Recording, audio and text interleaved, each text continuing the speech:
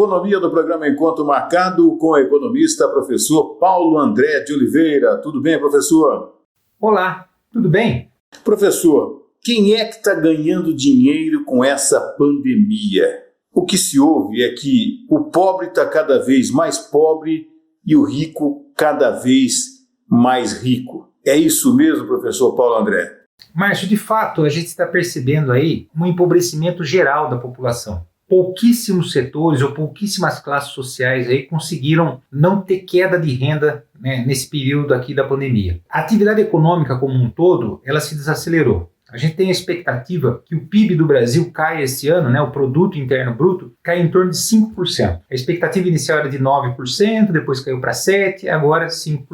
Ainda é um percentual muito elevado. Por que é um percentual elevado? Porque o PIB, que é o que é produzido no país num período de tempo, ele representa riqueza. E é da produção que se tem a renda. De uma forma geral, a maior parte dos setores e das classes sociais tiveram aí uma perda de rendimento. Será que então nós teremos algum setor que isso não aconteceu? Poucos setores não tiveram essa perda de renda, são setores que estão satisfazendo uma necessidade humana que aumentou com o isolamento social, que a pandemia exigiu o isolamento social. É o caso, por exemplo, do e-commerce. A Amazon, que é uma gigante de entregas de produtos, de livros, ela aumentou muito seu valor de mercado, aumentou muito seu faturamento. Mas ela fez isso porque ela está suprindo uma necessidade das pessoas. A gente percebe que muitas lojas que só trabalhavam com participação física, agora também estão montando lojas virtuais. Isso daí vai voltar para trás quando nós tivermos uma imunização como um todo?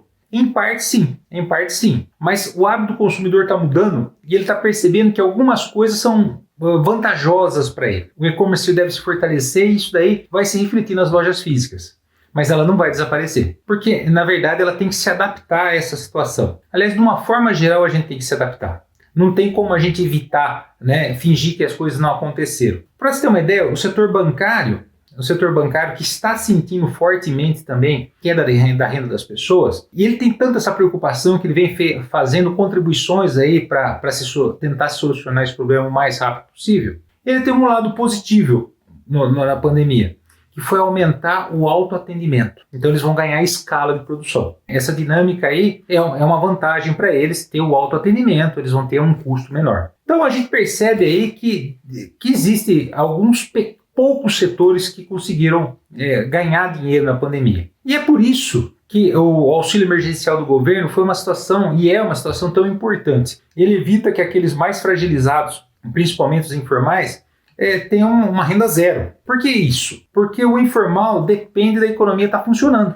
Ele não tem um emprego formal, mas ele consegue fazer trabalhos, né, que dão um rendimento para ele, mesmo que não seja um rendimento assim tão elevado. Mas é importante para ele isso daí. Como é que ele vai conseguir essa renda se as pessoas não estão se movimentando? A gente percebe o aumento do desemprego. Existem setores que são mais afetados. É o caso, por exemplo, de bens e capital de transporte, né? Indústria de ônibus, indústria de aviões. Eles sentem isso daí porque o faturamento dos clientes deles, né? O faturamento das empresas de transporte urbano, por exemplo, caiu muito. Então não tem por que essas empresas comprarem ônibus. Esses setores estão vivendo uma situação conjuntural, porque eles têm bons produtos e o hábito do consumidor, né, apesar de ter mudado, apesar de a gente ter aumentado o home office, o teletrabalho, quando nós voltarmos aí, tivermos uma imunização e o fim da pandemia, nós vamos conseguir novamente aí recuperar esses setores. É importante que as pessoas percebam que nós estamos num momento de travessia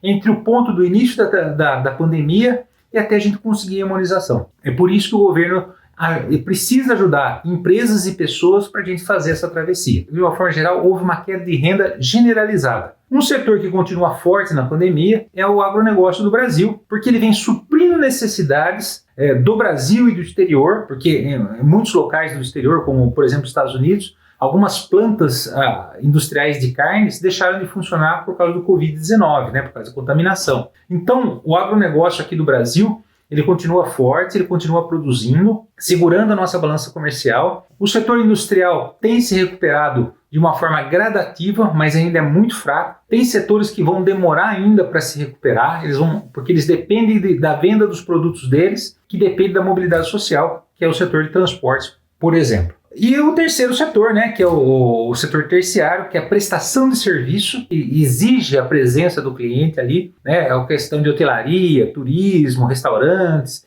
Esses daí sentiram fortemente e devem continuar aí em dificuldades até o final da pandemia. Então, é necessário muita criatividade, é necessário aí se adaptar bastante a tudo que vem acontecendo. Mas o que a gente tem que ter em mente é que nós vamos conseguir atravessar isso daqui e que a economia vai se recuperar após esse período da pandemia. Eu acredito que nós teremos ainda alguns meses de uma dificuldade bastante acentuada do ponto de vista da atividade econômica. Isso vai passar, né, e a economia vai se recuperar, porque nós estamos vivendo uma situação conjuntural, que quer dizer que ela é temporária. O problema é se ela fosse estrutural, aí não teria mais jeito. Então, essas mudanças de hábitos que nós estamos tendo, a maior parte delas vão retornar como era antes. Algumas coisas realmente vão se modificar, aí os setores vão ter que se adaptar também. É isso aí, um abraço, até mais.